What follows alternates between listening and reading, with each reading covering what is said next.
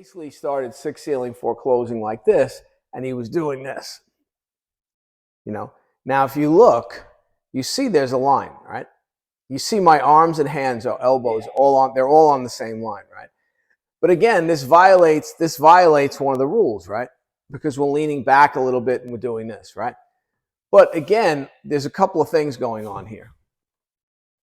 So not only are we working on this action where what are we doing? We're stretching, right?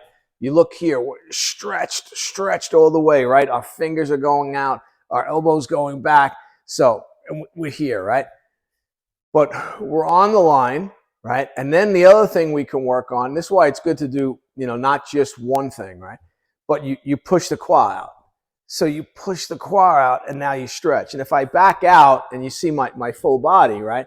So when I'm here, you see everything's open here, right? And I'm pulling back. So I'm here, I'm here, I'm here, I'm here. And this is open and I feel the quad pulling in here, right? So that's a simple way to work the line. When I'm here, right? When I'm here, right? When I'm here, right? See, my hands in a line. Everything's on a line. And your elbow, everything's going in a line. Yeah, and I push everything into that line. Yeah, and the line you want to worry about is this line. It's the same as this, right? I want this line here. I want this line, right? And you see my elbow is pushed into the line too. Yeah.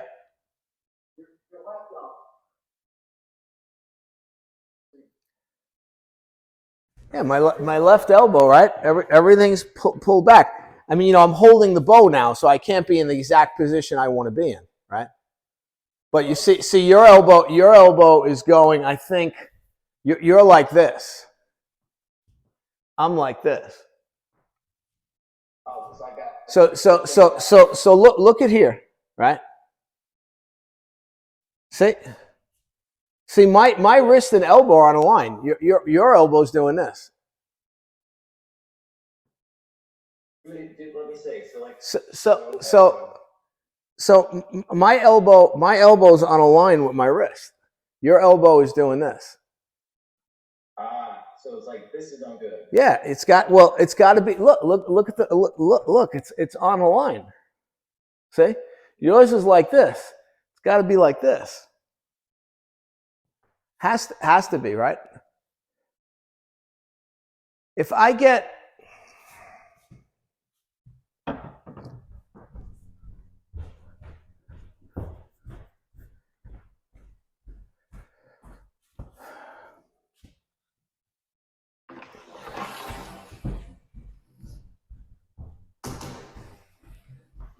the waxwood staff, right? And I do this, right?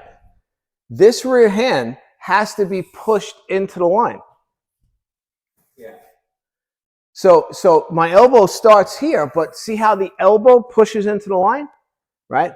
So if I put this down at the end, this is my elbow's in the line. It's in the line of the staff, right? So when you're here, you want that same feeling. You don't want this. You don't want this like this. You want this. You want the elbow to be pushed on that line also. So the classic six ceiling four closing is more or less this, right? Okay. But what we're going to do is we're going to start with our hands here, and we're going to push this out, right? So as we're pushing this out, right? So as we come here and we push this out,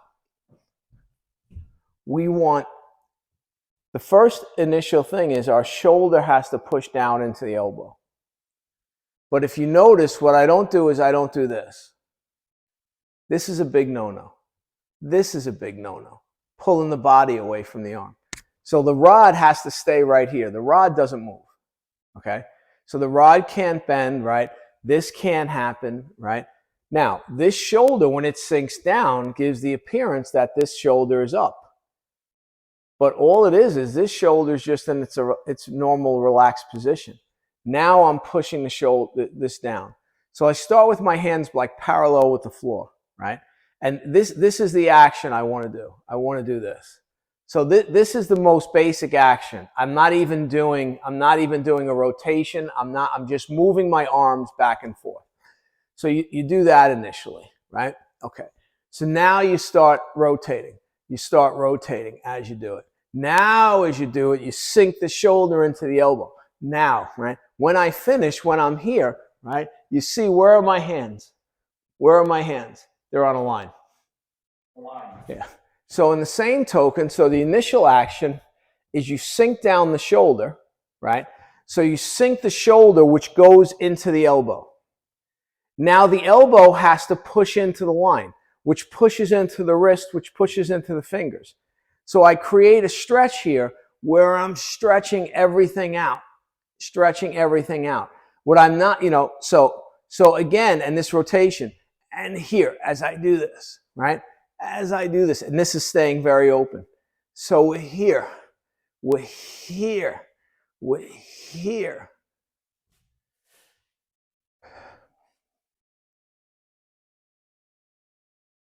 Your elbow's got to push into the line more.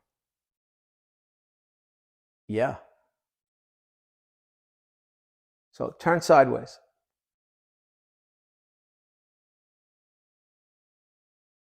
Yeah. Yeah, that's better. And then again, if you decide you're going to work the stretch, right? So then when I'm here, if I want to work the stretch, then I work and I get here and I stretch out and I come back and I stretch out. Now, when I stretch, I feel a stretch obviously all here, but I'm also feeling it back here. So I'm feeling a stretch. And if you notice now this shoulder sinks too. Now everything becomes on a line. You see that? So again, going into that line. So just watch, right? So this is, right? But if you watch, it doesn't give that appearance that I'm doing that. See how the elbow casually pushes into the line? So it's not like it comes up like this, right? The shoulder pushes in. Do you see this action? Do you see this action? You see how the rod's not bent, right? See how everything stays open, right? So, and obviously you work it on the other side too. You're working on both sides when we're here, right? And we start here and we're doing this, right? So what is this application? Well, the simple application is a joint lock, right? Yeah. So this hand is actually a grabbing hand, right? This hand is a hand that creates a hook. So this hook holds them, right? Now this has to have a bite, and then watch the space between my hands. As I do that, what happens, right? The space between my hands increases, which is what causes the pain, and eventually, if I do it fast with Fa-Jin, causes the snap of the arm, right? So when I do that, if I turn this way, right, if I start my normal 6 ceiling 4 closing position, when I do that, you see what happens?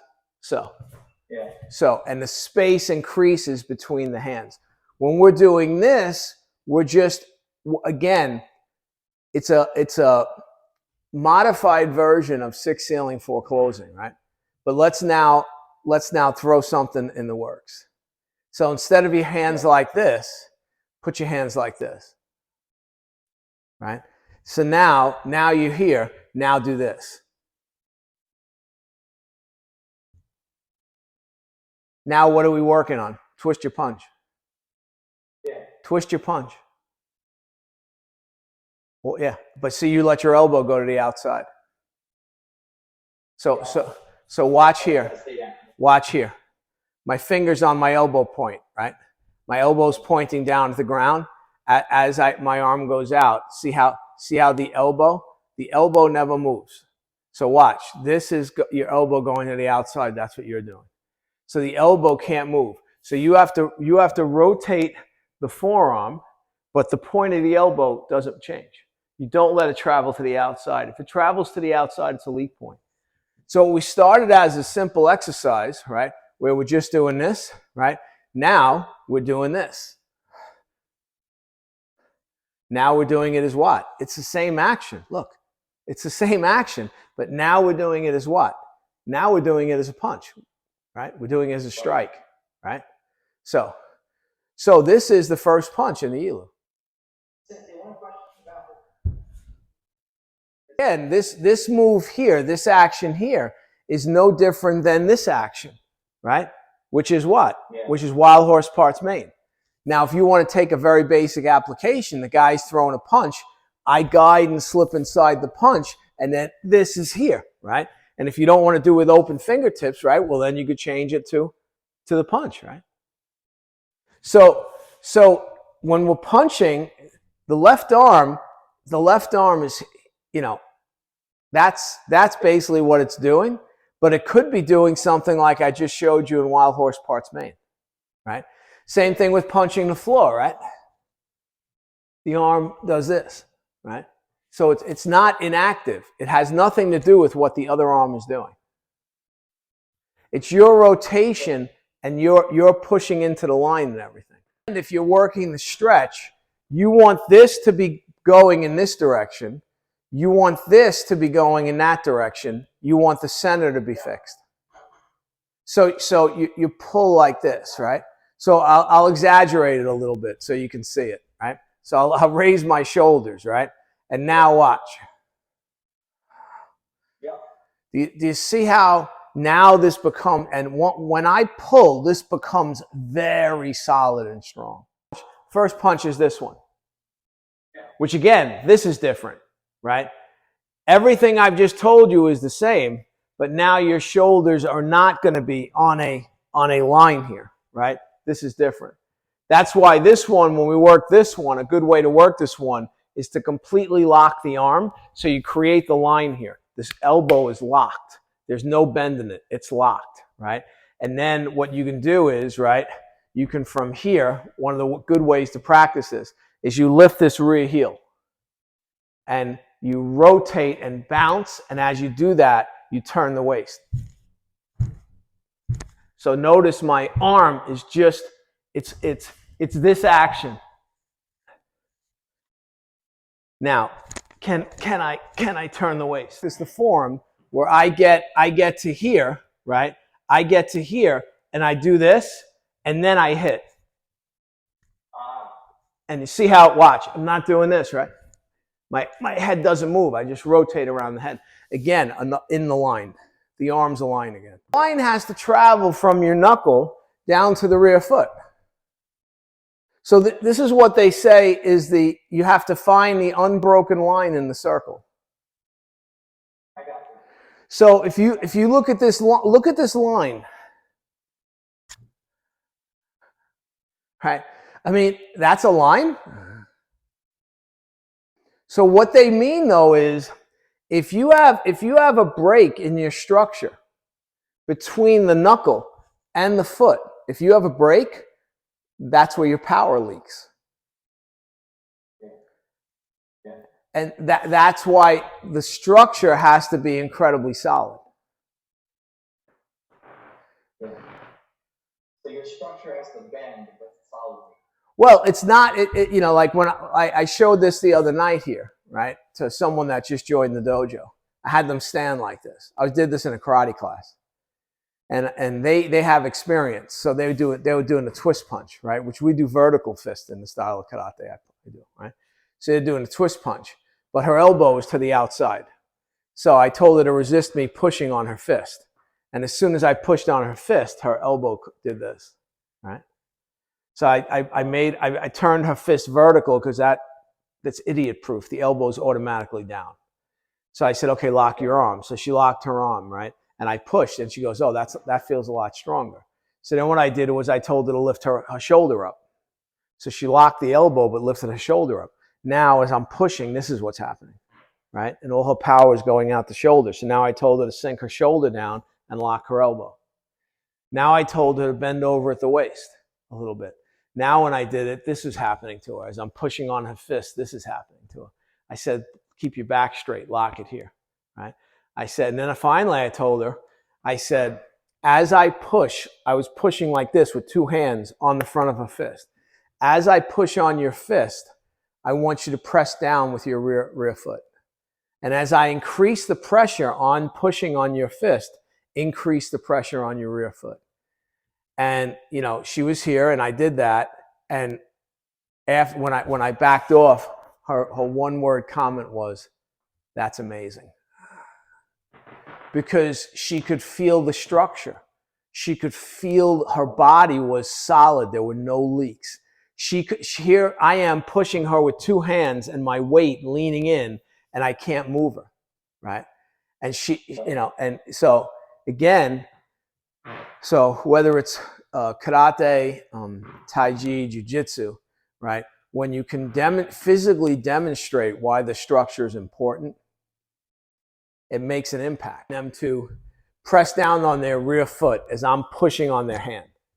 And instead of pressing on the rear foot, they're doing this. They're not going to get it. But if they keep the rod here, and as the pressure is being pushed against me, they're trying to push me back like this, right? But if I press down with my rear foot, that and focus on that line coming here to here and pushing it out. I mean, you see there's an action here, right? So that's the action we're trying to create. So first you have to capture the feeling in the body. If you don't feel it, how are you supposed to experience it? Yeah. You gotta capture a feeling first, and then once you capture the feeling, then you can kind of expand on it.